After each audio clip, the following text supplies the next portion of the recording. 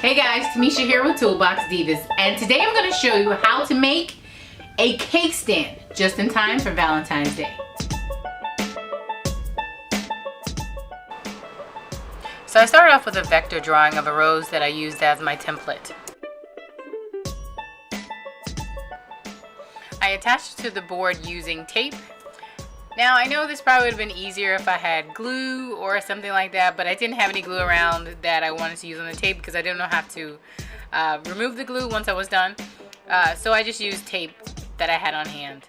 And I took it to the bandsaw to cut out the shape of the rose.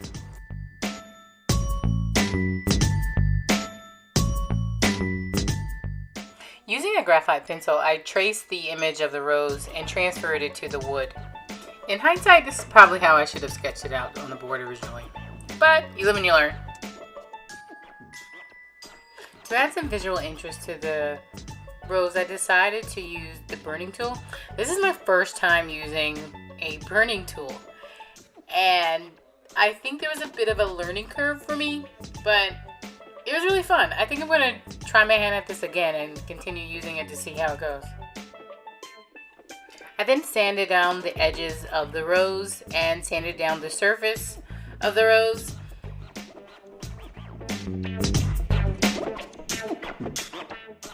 So did you know that you can use items that you can find in your kitchen to use as a wood stainer? I'm going to be using beets as a stainer.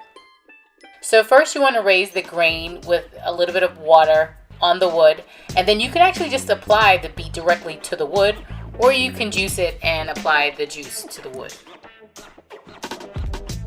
For the base of the cake stand, I'm using a candlestick and a circle plaque found at my local craft store, and I'm staining it in a light green, sage green for the bottom to give it a more of a floral effect.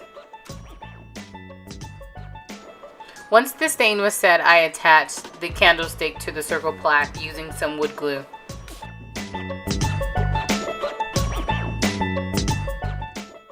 And I allowed the glue to dry for 24 hours. So I came back the next day and I was looking at my cake stand and I felt like it was a little flat and needed a little more dimension. So using my Dremel tool, I etched out some of the lines that you would find in a rose. And I sanded it all down again before reapplying some beet juice and some sealer.